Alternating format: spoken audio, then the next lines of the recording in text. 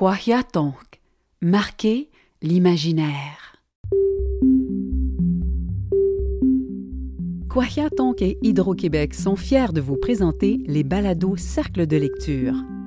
Dans chacun des épisodes, Caroline Nepton-Hott et ses invités discutent d'une œuvre du corpus littéraire autochtone qui mérite d'être mieux connue.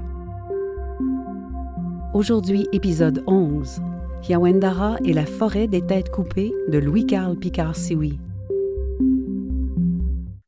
Quoi tout le monde, ici Caroline Nepton-Hott. Bienvenue à ce nouvel épisode de Balado.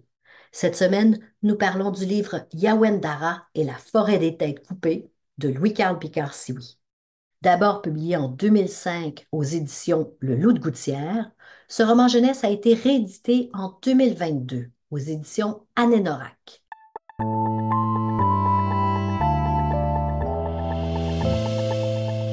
Alors, pour parler de ce roman jeunesse que j'ai dévoré, je l'avoue, j'ai invité Brian Perrault. Quoi, Brian? Oui, bonjour. Et puis Lise Bastien. Quoi, Lise? Oui. Alors, Brian Perrault, écrivain jeunesse, premier et unique loup-garologue au Québec. Bon, je vais vous lancer tout de suite. Loup-garologue, qu'est-ce que ça veut dire, Brian? C'est que je suis un spécialiste. J'ai étudié dans un mémoire de maîtrise que j'ai fait, le loup-garou dans la tradition orale du Québec. Donc, ça fait de moi un spécialiste des loups-garous et je suis loup-garologue autoproclamé. Ah oui, bon. Werewolfologist en anglais et président aussi de l'Association des loups-garologues canadiens, dont je suis le seul membre. OK, excellent. Il pourrait avoir des membres associés. On pourrait s'associer, devenir membre. Et puis, vous avez aussi écrit des romans jeunesse. Hein? On les a. Plusieurs de mes neveux, nièces ont lu Amos d'Aragon, qui a été lancé en 2003, si l'information est bonne. 1 900 000 titres écoulés au Québec seulement d'Amos d'Aragon et on parle de traduction en 24 langues dans 27 pays différents. Donc, c'est vraiment un succès sur lequel vous avez roulé pendant de nombreuses années. Et puis, Lise Bastien, qui est Wendat de la communauté de Wendake, elle détient un baccalauréat en enseignement. Elle a fait un programme de 2e cycle en administration publique. Elle a été à la tête du Conseil en éducation des Premières Nations pendant 34 années, Lise. Hein? Donc, incroyable. Oui, c'est ça. On se dit, oh mon Dieu, qu'est-ce que j'ai fait? Ça a passé vite. Hein? Conseil en éducation des Premières Nations, qui est un organisme de soutien qui vise à renforcer l'autonomie des communautés en matière d'éducation un peu partout au Québec. Donc, énorme dossier, très, très important, l'éducation au Québec des Premières Nations. Alors, on va se lancer sur cette histoire de Yawendara. Comment, d'abord, juste comme ça, comment ça s'est passé, votre lecture de ce roman jeunesse? Brian? Je casse la glace. Oui, allez-y. Ça s'est bien passé, comme la plupart des romans que je lis. C'était à la base assez intriguant. Je ne comprenais pas où ça s'en allait, parce que c'est pas dans une forme, je dirais, traditionnelle où on se dit, bon, c'est un roman autochtone, tout ça. Et finalement, non, c'était un roman fantastique dont les racines sont directement dans l'imaginaire autochtone. Et ça, à la base, moi, j'ai jamais lu ça. Non. Alors, je me suis dit, c'est quoi cette affaire-là? Et ça a vraiment piqué ma curiosité. Donc, ça l'a alimenté ma lecture, cette curiosité-là, jusqu'à la fin. Et voilà, donc ça s'est magnifiquement bien passé. Lise, oui? Lise, vous? Je ne suis pas spécialiste de roman jeunesse. Je tiens à le dire, là. Mais oui, ça s'est très bien passé. Puis, en fait, je l'ai lu 2 fois. La première fois, c'est pas parce qu'il est difficile à lire, c'est parce qu'il y a beaucoup d'images. Puis moi, je me perds dans les images. Fait que là, je me faisais des dessins dans ma tête, puis parce que moi, ça me parle, j'ai des repères dans le livre, parce qu'évidemment, ça parle de la culture Wendat. Alors là, je m'imaginais les hockey, je m'imaginais plein de choses, en tout cas. Et puis, je m'égarais, mon esprit s'égarait. Là, à un moment donné, j'ai dit, là, c'est assez, là, tu sais, bon, alors j'ai repris le livre, mais tu sais, en me disant, arrête de te faire des images. Et je l'ai, tu sais, l'expression consacrée, là, je l'ai dévoré. Tu sais, je l'ai lu d'une traite, là. Puis, et oui, c'est un roman particulier euh, qui peut distraire le lecteur parce que, surtout si on n'a pas de repères culturels, j'entends Brian là, qui dit où est-ce que ça va? On parle de quoi? C'est Euh, quoi? C'est ouais, qui? c'est ça exactement. Mais à la fois intriguant et ben, pour moi très imagé en fait. Là, tu sais, Oui. on part des ténèbres à la lumière. Ben, moi, j'ai Mm. adoré ça finalement. J'ai adoré ça. Pour ceux et celles qui n'ont pas lu ce livre-là, donc vous êtes à l'écoute de notre balado, l'histoire, la prémisse de l'histoire, c'est que depuis plus de 10 ans, le fils d'Aresque règne en maître sur la forêt des têtes coupées. Le tribut qu'il exige est énorme, donc le don qu'il exige en nourriture notamment est énorme. Les villes hockey de la forêt maudite sont affamées, puis les habitants du village qui habitent Yawendara, le personnage principal, sont terrorisés. Jour après jour, les gens se demandent qui sera la prochaine victime. Et la grand-mère de Yawendara tombe malade à son tour.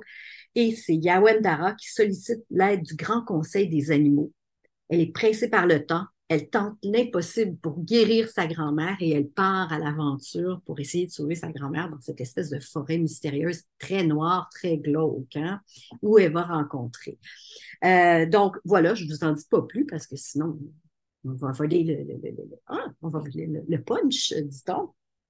Et ben, c'est ça. Donc, moi, je vous dirais qu'au départ aussi, j'étais pas certaine. J'avançais avec beaucoup de prudence dans cette forêt mystérieuse, dans cette lecture également. Par contre, je me suis laissée emporter par la magie des personnages, par la magie des rêves, par la magie de la rencontre avec ces animaux-là qui parlent. Hein? Et ça, j'imagine, dans l'imaginaire Wendat, dans l'imaginaire Innu également, hein, puisque nous, on est de la communauté de Majtoyat, ces animaux parlent avec les Inuits. Donc, ça, j'imagine que vous y êtes retrouvés, Lise. Ah, ben tout à fait. Tout à fait. Puis il y a quand même aussi des beaux clins d'œil là, à la vie contemporaine là, des Premières Nations. Parce que oui, on parle aux animaux, mais j'ai bien aimé, moi, quand on parle du Conseil des animaux, quand elle arrive, là, puis on peut pas s'empêcher de faire un parallèle avec nos conseils, là. Puis j'ai trouvé quand même là, des petites phrases là, assez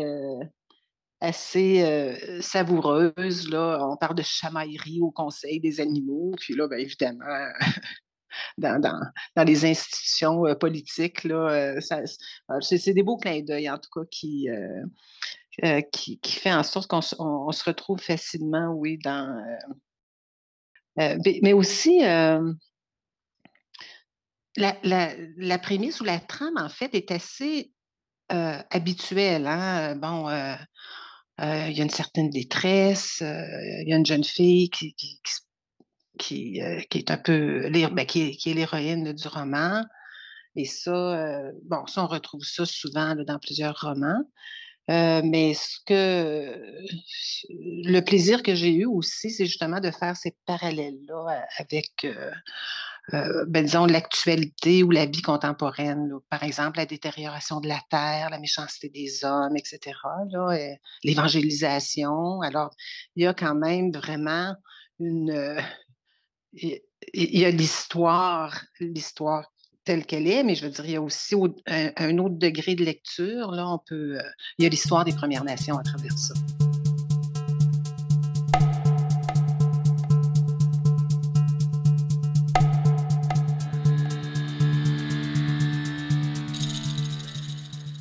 Brian, vous l'avez repéré, cette histoire-là des Premières Nations? Vous avez vu le fil ou des fils apparaître tout le long votre lecture? Ouais, j'ai vu des fils apparaître, bien sûr. C'est un roman, je vais vous dire, qui a une forme, qui a la même forme, mais qui a qui a la même forme, qui a pas la même forme, mais qui a le même fond que la littérature fantastique européenne.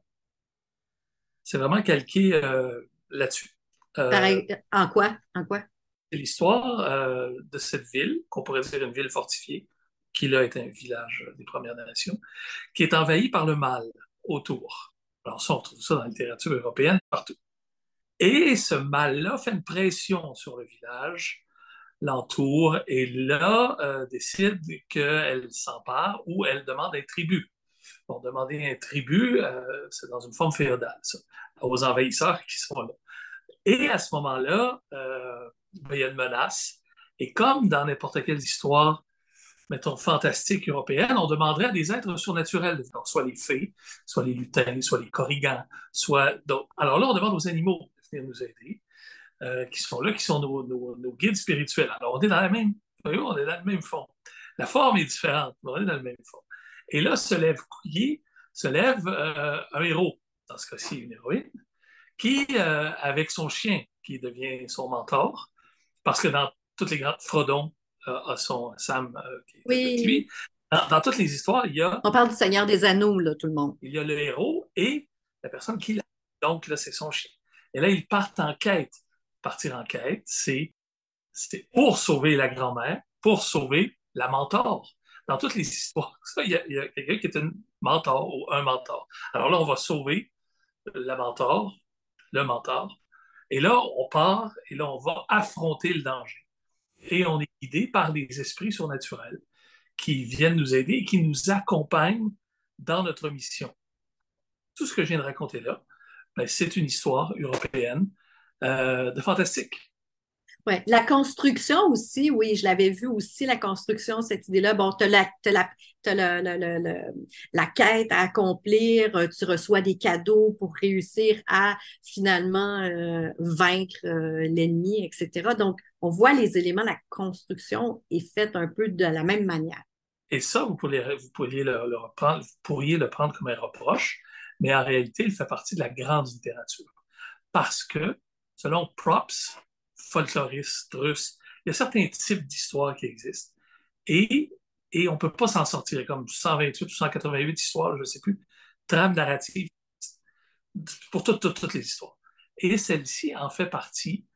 Et donc, elle joint cette idée de raconter la même histoire que l'être humain raconte depuis des années et des années et des centaines de milliers d'années, mais d'une façon qui parle directement de la culture Wendat et de l'imaginaire Wendat. Donc, c'est une reconstruction, une fantastique réappropriation d'un monde et d'un univers qui appartient non pas à une communauté amérindienne, autochtone, pardon, mais qui appartient à l'humanité.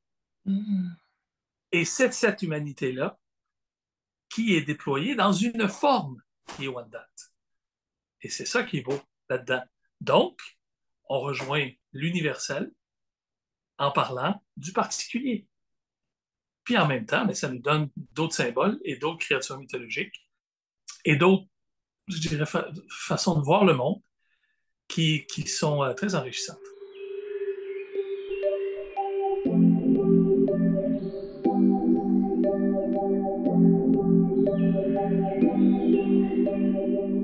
C'est intéressant que vous parliez de ça. Puis, je m'étais aussi arrêtée à un moment donné parce que, Lise, vous avez dit quelque chose, vous avez parlé il y a quelque chose de contemporain, on voit la question de la colonisation, etc. Puis, moi, à un moment donné, je lisais, puis j'avais tout le temps une lecture, bon, peut-être pas un enfant pour avoir cette lecture-là, mais pour ceux et celles là, qui aiment les romans jeunesse, qui sont les parents là, qui lisent avec leurs enfants ce roman-là, parce que moi, j'ai pensé que ça pouvait très bien se lire là, en famille, là, parce que c'est des courts chapitres. Donc, le soir, on peut lire un chapitre facilement. Et je me suis dit, ben, dans la spatio-temporalité, on pense comme il y a une, en filigrane, on voit énormément de rapports au contemporain, rapport à la colonisation, rapport à l'environnement.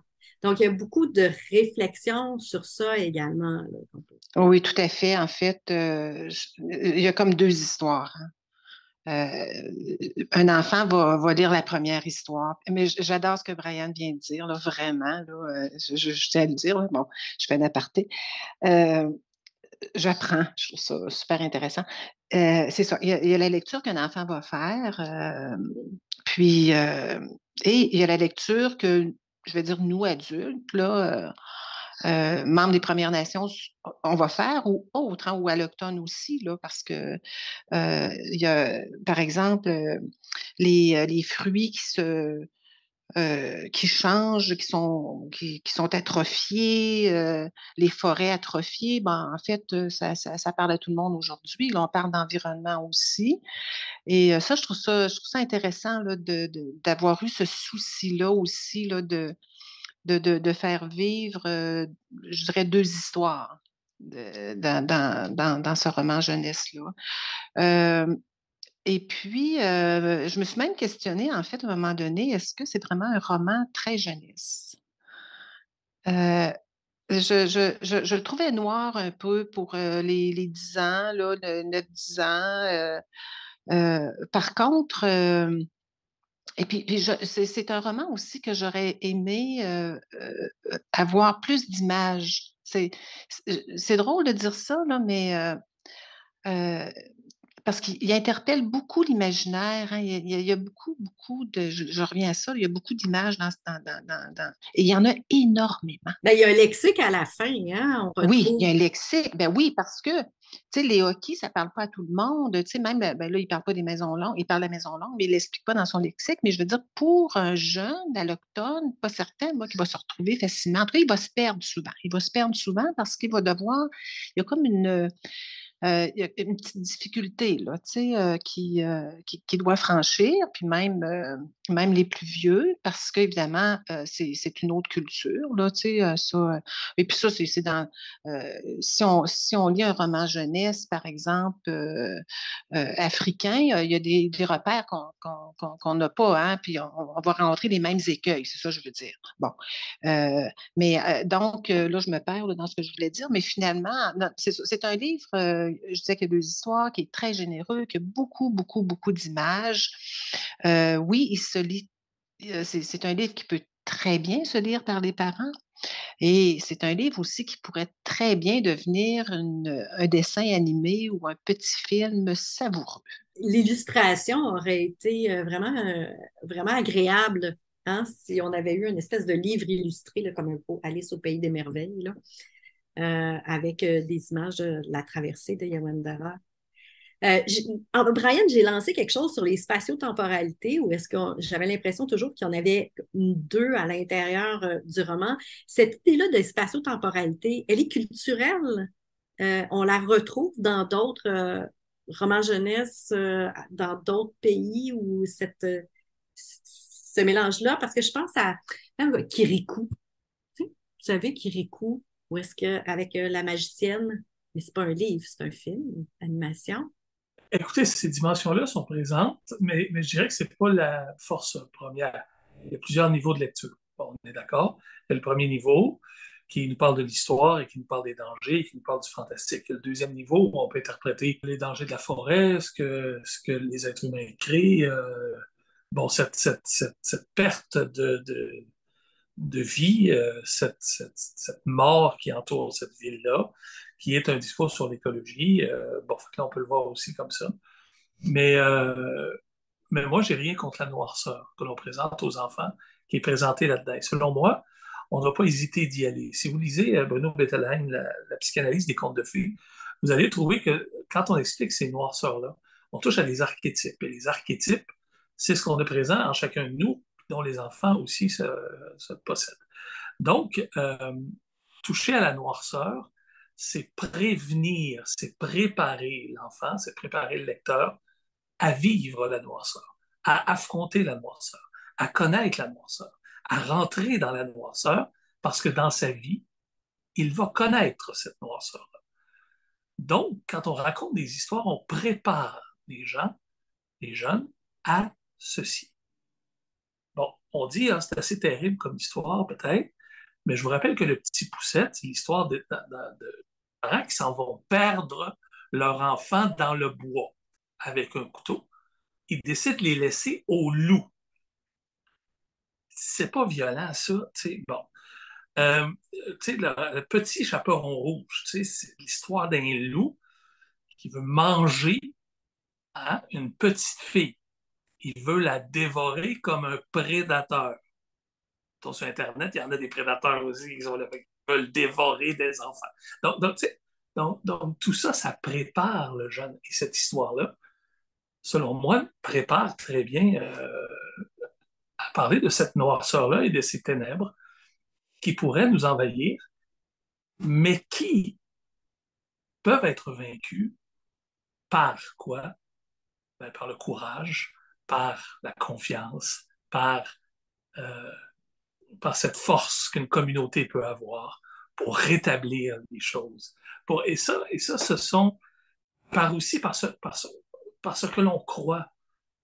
Tu sais, quand on parle des différents esprits, des animaux, il y a une quantité de créatures fantastiques partout. Tu sais, puis il y en a au Québec. Et que les animaux en fassent partie, pour moi, c'est assez extraordinaire, ça. Parce que ces animaux sont près de nous. C'est une force qui est près de nous et qui est une force inspirante parce on a, on a, on a des créatures ou un univers ou une façon de penser le monde où il vaut la peine de se battre pour eux aussi. Tu sais? Donc il y a tout ça qui, moi, m'a bien enchanté et c'est pour ça que je dis que ce n'est pas de la littérature. C'est de la littérature mondiale. Et je ne veux pas et je ne ferai jamais, je pense, à la distinction entre ah, ben ça, c'est votre culture, ça, c'est la mienne. Ça, non, ça n'existe pas. Ça, c'est, oui, une partie de votre culture, mais cette culture-là, elle est aussi la mienne parce que je suis un être humain et que nous sommes tous des êtres humains et que nous partageons tous les mêmes archétypes et les façons de voir, que l'on vienne d'un monde qui est plus européen, que l'on vienne des Premières Nations. On partage le même monde. Et c'est ça qui est fantastique avec ce roman-là, parce qu'il peut nous avertir, parce qu'il peut nous parler, nous, et nous dire, oui, nous appartenons à la communauté humaine qui affrontons ensemble la mort, le mal, les ténèbres, la destruction de la vie qui arrive, et que nous avons une responsabilité conjointe envers ça. C'est tout ça qu'il y a dans le roman et qui est très beau. Et il y a tous ces animaux qui sont là, le cerf, le loup, qui sont des animaux totémiques, en fait, en même temps, Lise, de la nation Wendat. Oui, oui, tout à fait, tout à fait. Mais je pense qu'il parle aussi, ben, évidemment, l'ours, là, les clans là, habituels Qui existent encore. qui existent encore. Oui, qui existent OK. encore. Oui, tout à Oui. fait. OK. Et moi, moi, je ne me suis pas sentie mal à l'aise par rapport à la noirceur. Puis, bon, là, au moment de l'enregistrement de ce balado, on est un petit peu avant Halloween. Puis, on sait très bien que moi, j'ai une phase au mois d'octobre où est-ce que je me mets à regarder des films un peu étranges. Pas les pires, Exorcist, je ne le regarde pas, mais je me mets à regarder des films étranges. On dirait que c'est le moment. Et effectivement, il y a comme quelque chose qui nous permet d'exorciser, en quelque sorte, nos peurs puis nous habituer à la crainte, la peur. Et avec la lumière là, qui s'estompe, là, tranquillement, ben, qui s'estompe, le soleil qui est moins en moins présent dans nos vies, moi j'ai l'impression que c'est un bon moment pour faire ces lectures un petit peu étranges, là, puis ces mystères-là. Ça ne m'a pas du tout dérangé dans le livre, en fait. Ben, peut-être que j'ai un petit côté un peu mental, là, mais je sais pas, ça ne m'a pas dérangé. Je me suis demandé, ouais, c'est ça, est-ce que 7 ans, 8 ans, 9 ans, 10 ans, quel âge on peut lire ça avec notre enfant? En fait, l'enfant s'exprime, la noirceur, les créatures, le fantastique, tout ça, c'est le langage premier de l'enfant.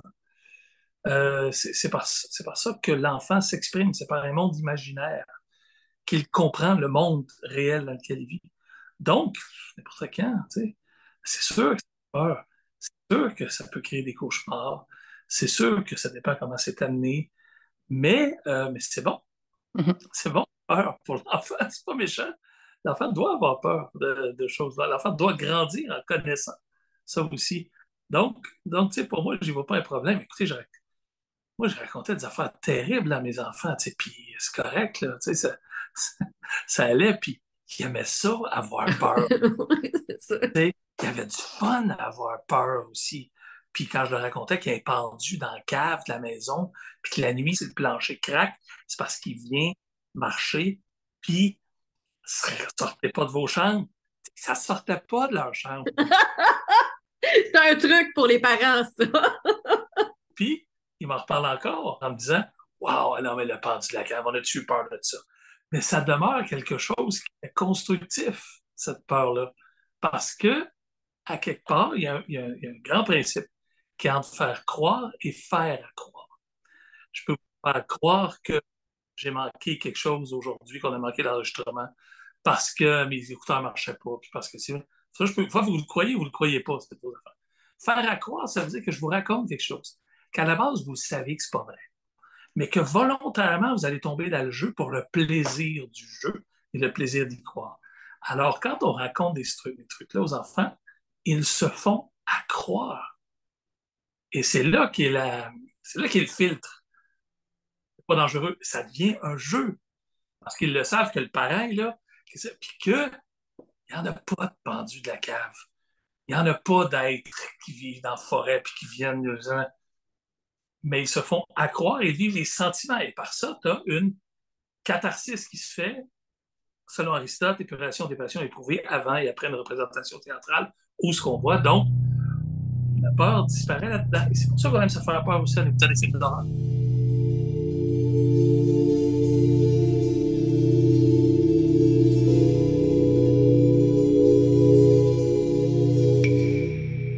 Mais dans la construction aussi, moi, j'ai trouvé, ben là, je parle de d'autres choses, là, ben, j'aime bien ça, la peur, là, finalement. Mais dans la construction de ce roman-là, les chapitres sont relativement courts. Donc, je me suis dit, ben écoute, Oui. c'est une lecture agréable pour les jeunes. Puis, c'est aussi super sympathique à lire le soir. Moi, j'aime ça quand il y a des paragraphes courts aussi parce que je peux le lire dans le métro. De la station pas loin de chez moi jusqu'à mon travail. Donc, je suis capable de lire un chapitre dans le métro. Donc, ça, j'ai trouvé qu'il y avait quelque chose de le fun dans le livre de Lucal Picard Sioui, Yawandara, La forêt des têtes coupées. Il y a d'autres éléments, bon, je vais pas me lancer vers la fin, là. Il y a d'autres éléments qui me sont parus intéressants. C'est tous les mots inventés hein, qui sont très amusants. Des atouches, des freux-blaises. Les atouchas, c'est des espèces de fruits qui ont comme des poils dessus. Et des freux-blaises. Et ben, au début, je me suis dit, mais ça existe. Puis je me suis prise à aller sur Internet pour voir si ça existait. Je me suis dit, peut-être moi. Non, ben c'est ça, puis c'est quand même intéressant. Ben, en fait, il a fait une combinaison de deux mots dans la plupart des cas, là. Par exemple, chiou, en tout cas, je pense, là, tu sais, moi, j'ai vu chien et ouf, là, tu sais, l'association des deux mots. Mais bon, ça, c'est un côté, là, amusant, là, ce que j'ai aimé aussi, parce que tu en fais mention, là, c'est, oui, des phrases plutôt courtes, Heu, mais et puis, ça se lit très bien, hein, ça se lit très bien à un enfant ou à un jeune, là, tu sais, si on veut être le lecteur, là. Le parent, par exemple, ou un enseignant qui prendrait, le temps de lire, ce roman-là à sa classe et en fait, il peut en faire une activité extraordinaire, honnêtement, là, et puis, bon, justement, là, la construction des phrases courtes, mais le choix des mots. Ces mots-là sont précis, souvent c'est vif heu, comme écriture, c'est même incisif quelquefois, là. Moi, j'ai bien aimé certaines descriptions, là, il décrit, là, le personnage, là, dans toute son auguste laideur. L'homme était gigantesque, tout en muscles et en puissance. Sa peau terne et grise était sillonnée de nombreuses cicatrices et de blessures de toutes sortes. Ses cheveux noirs étaient longs et hirsutes. Les traits de son visage étaient marqués d'une violence inouïe. Les yeux du monstre n'avaient ni pupilles ni iris. Une lumière bleue d'un autre monde irradiait de ses orbites. L'homme était possédé d'une rage sans fin, d'un appétit insatiable, d'une faute impardonnable. quelle belle description. Là, vraiment, là, on peut pas faire mieux, là. On le voit, là. Mais ça, ce vocabulaire-là, choisir un vocabulaire qui est soutenu quand même, on n'y va pas avec des petits mots, là. On y va avec un vocabulaire soutenu. Comment ça se passe avec les jeunes, Brian? Ben, ça se passe bien parce que l'idée de présenter de la littérature jeunesse, c'est d'aller toujours, c'est un peu comme avec l'enfant, c'est toujours de présenter un vocabulaire qui est légèrement au-dessus de ses capacités tout le temps pour créer justement en lui le vocabulaire et autre chose dans le texte. Tu sais, si on parle à son enfant en grandissant, puis on fait toujours gou gou gou gaga, ben, il va apprendre gou gou gou gaga. Si à un moment donné, tu parles de Auguste, de corps et de ce que. Ben là, il y a une référence à aller chercher. Et là, on apprend le vocabulaire. Par ça, il ne faut pas que ça soit. Faut que ça soit mesuré. Parce que s'il y en a trop, ça devient emmerdant. Mais s'il y en a juste. Non, mais c'est ça. Un mot bien placé, à ce moment-là, ça devient intriguant. Et là, tu développes un vocabulaire et à ce moment-là, ben, l'enfant croît, va grandir, croître en acquérant justement plus de mots et une façon de s'exprimer qui est plus juste, collée aux émotions. Donc d'après moi, c'est important de l'avoir, mais d'avoir une bonne mesure, comme je dis, parce que sinon, si l'enfant ne comprend pas la moitié du texte, je veux dire, son parent s'endort, ils s'endorment ensemble. Là, c'est peut-être le but aussi, là. Pour un auteur, endormir son lectorat, ça ne fait pas des grosses ventes sur le tome 2. Non. C'est ça. On se rend à la 3e page puis on s'endort, là. Ça va pas bien. Autre chose à ajouter sur le roman, moi, il me semble que j'ai comme fait le tour. Je ne sais pas si quelqu'un d'autre a un élan d'inspiration. On parlait de la nourriture et puis l'acquisition d'une mythologie. C'est aussi par la nourriture et de la façon dont on la nomme, parce que ça fait partie de la culture, ça. Tu sais, les elfes font des lambras. C'est du pain elfique que Frodon et machin vont manger. Mais ça n'existe pas dans le Seigneur des Anneaux, mais ça n'existe pas. Mais on y croit parce que ça fait partie de la mythologie du récit. Alors ça, avoir des détails comme ça, vont contribuer également à la mythologie du récit. Puis ça, ça vient enrichir, je pense, encore plus l'univers. Ben, j'aimerais vous remercier, Brian Perrault et Élise Bastien, d'avoir échangé avec moi sur ce magnifique livre de Louis-Carl Picard-Sioui, Yawandara, La forêt des têtes coupées, qui est son premier roman jeunesse, qui a été republié aux éditions Anne-Norac. Merci. Chinashkometan, miigwech. Oui, merci. Les Atikamekw de ma région vont dire miigwech, alors. Cet épisode de Balado vous a été présenté par Hydro-Québec. Une réalisation de Kwahiatonk avec l'appui financier du Conseil des arts du Canada. Animation et recherche, Caroline Nepton-Hott. Invité Lise Bastien et Brian Perrault. Technique et réalisation, Nicolas Ottawa. Musique et montage, Marc Vallée. Production, Gabriel Piché. Kwahiatonk.